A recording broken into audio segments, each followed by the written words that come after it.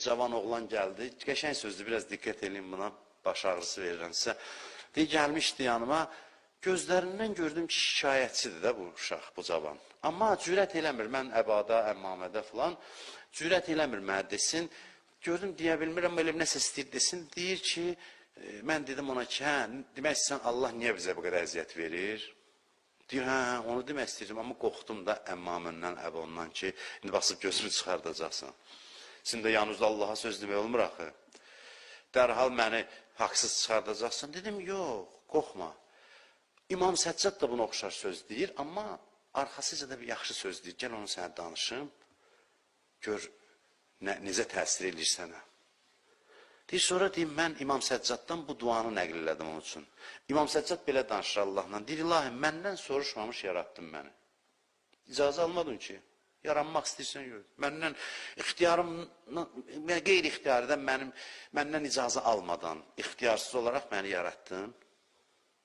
Məndən icazəsiz də öldürürsən. Soruşmursan ki, ölmək istəyirsən, soruşsun deyəcəm, yox. Amma aparırsan. Yaradırsan məni icazəsiz. Yavaş-yavaş könül salıram, meyl salıram dünyaya.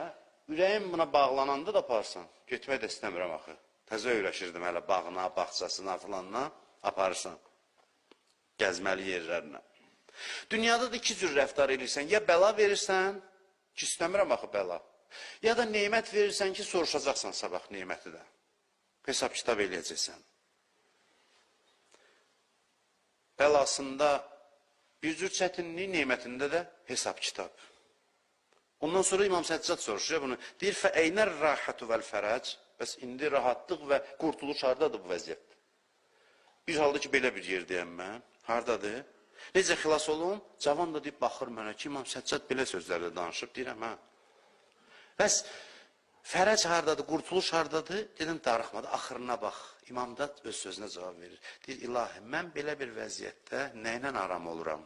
Nəylə aram oluram? Sənin mehribanlığı və kərəmi yad eləyirəm, qəlbim aram olur. Mən bir şey bilirəm ki, sən çox-çox mehribansan. Sən mənə pislik eləməzsən, sən mənə əziyyət verməzsən. Sənin mehribanlığı ki, o qədər başa düşürəm, mən mehribanlığından aram oluram. Mənim yeganə əyləncəm sən olursan belə bir reallıqda. Reallıq budur da, burada əylənməli bir şey yoxdur.